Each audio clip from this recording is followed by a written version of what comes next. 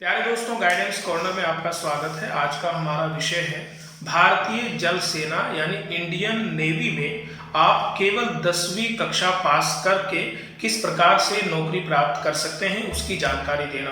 मुझे पूरा विश्वास है कि अगर आप इस वीडियो को आखिर तक देखेंगे तो आप भारतीय जल सेना में किस प्रकार 10वीं के आधार पर नौकरी प्राप्त कर सकते हैं उसकी जानकारी हासिल कर लेंगे।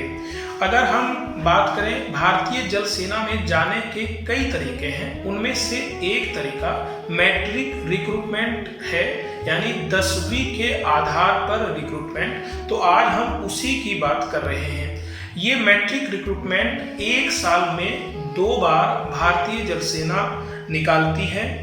ये पहला दिसंबर जनवरी के महीने में निकालती है और दूसरा जून जुलाई के महीने में निकालती है और इसके फॉर्म ऑनलाइन भरे जाते हैं। इसकी जानकारी जो हमारी joinIndianNavy.gov.in जो वेबसाइट है इंडियन नेवी की, उस पर और उसके अलावा हमारे देश के जितने भी समाचार पत्र या रोजगार समाचार पत्र हैं उन सभी में इसका नोटिस निकाला जाता है। नंबर ऑफ वैकेंसीज की अगर हम बात करते हैं तो लगभग 400 से 500 वैकेंसी हर एक नोटिस में निकाली जाती है। इस तरीके से एक साल में लगभग 1000 वैकेंसी भारतीय जल सेना में मैट्रिक रिक्रूटमेंट के लिए आ जाती है।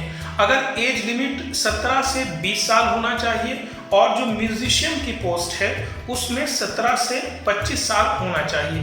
और रिक्रूटमेंट प्रोसेस पे अगर हम आते हैं तो इसका रिक्रूटमेंट प्रोसेस ये है कि जैसे ही फॉर्म निकलेंगे तो वो स्टेट वाइज जो हमारे 31 रीजनल सेंटर्स हैं नेवी के, उन पर वो फॉर्म आमंत्रित किए जाते हैं और जैसे ही आप फॉर्म भरते हैं तो उस फॉर्म के एनवलप पर ऊपर ही आपका परसेंटेज और स्टेट लिखा रहता है।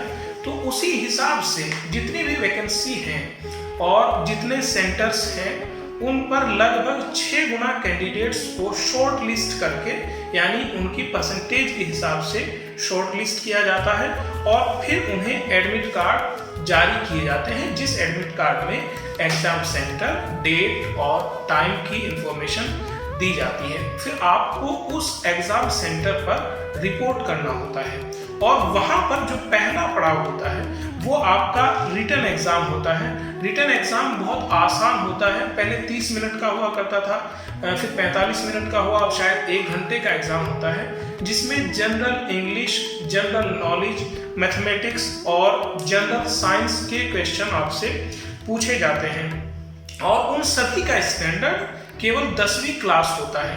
और जैसे ही वो एग्जाम आप देते हैं वहां से इतना ऐसा सिस्टम होता है कि वो एग्जाम जैसे आप देंगे उसके बाद वो पेपर आपसे ले लिया जाएगा। पेपर भी आपको नहीं दिया जाएगा, वो पेपर वापस ले लिया जाएगा और साथ के साथ उस पेपर को चेक करके वही रिजल्ट अनाउंस किया जाएगा।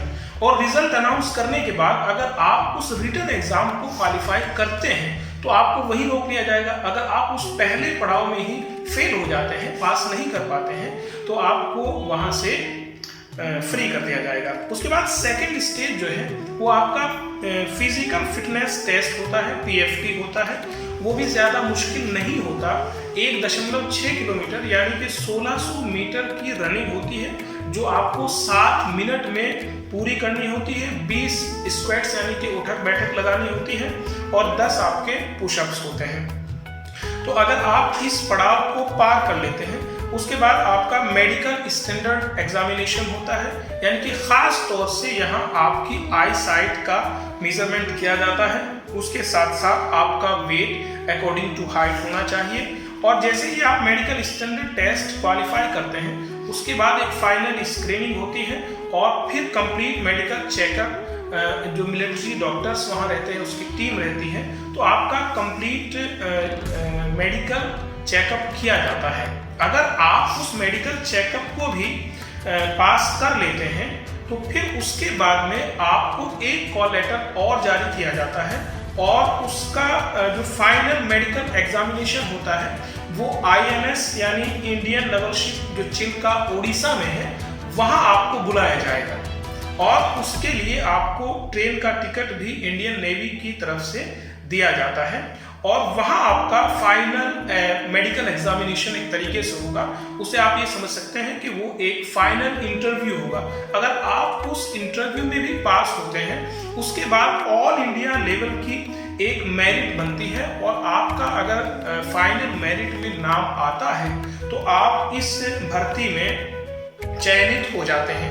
उसके बाद आपको ट्रेनिंग दी जाती है 14 वीक यानी कि लगभग 3.5 महीने की ट्रेनिंग आपको INS चिल्का उड़ीसा में दी जाती है। उसके बाद जो प्रोफेशनल ट्रेनिंग है उसके लिए जो हमारे देश में नेवी के अलग अलग एस्टेब्लिशमेंट ट्रेनिंग एस्टेब्लिशमेंट है उन पर आपको ट्रेनिंग दी जाती है और ये ट्रेनिंग पूरी करने के बाद आपको इस तरीके की ट्रेनिंग दी जाती है कि जो भी शिप पर एक्टिविटीज होती है उन सभी की लगभग आपको पूरी ट्रेनिंग दी जाती है।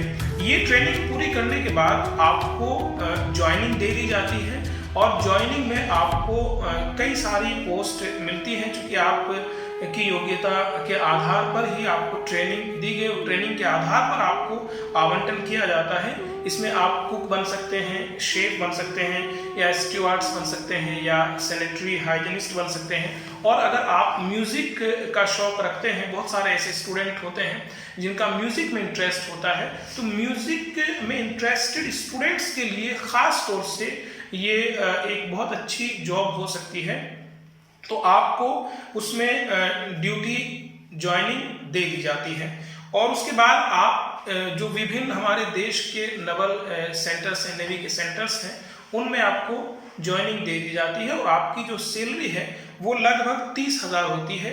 और भारतीय जल सेना में भी जो सेवा का ड्यूरेशन है, सेवा की अवधि है, वो 15 साल है। 15 साल के बाद आप रिटायर हो जाते हैं और रिटायरमेंट के बाद सबसे बड़ी बात, महत्वपूर्ण बात ये है कि आपको भारतीय जल सेना की तरफ से एक ग्रेजुएशन सर्टिफिकेट दिया जाता है जो पूरे देश में वैलिड होता है। यानी कि आप जैसे रिटायर होंगे, यानी कि अगर आप 20 साल की उम्र में नौकरी ले रहे थे तो 35 साल की उम्र में आप रिटायर हो जाएंगे। तो रिटायरमेंट के बाद भी आप बहुत सारी जो गवर्नमेंट सर्विसेज हैं उनमें जा सकते हैं। और आपने देखा होगा ESM यानी एक्स सर्विसमैन के लिए बहुत सारी जो सरकारी नौकरियां हैं उनमें आरक्षण भी होता है।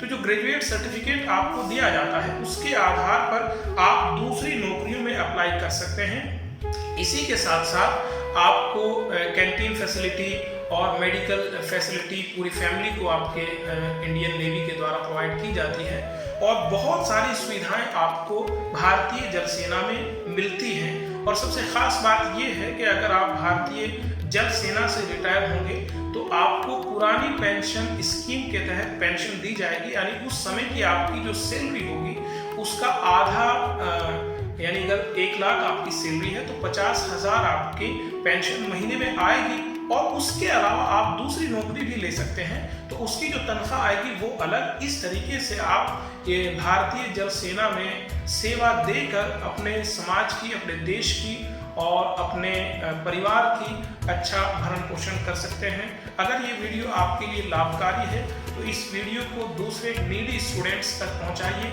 और यानी शेयर कीजिए। और इस प्रकार की और दूसरी गाइडेंस से रिलेटेड वीडियोस देखने के लिए चैनल को सब्सक्राइब कीजिए। बहुत बहुत शुक्रिया। जय हिंद।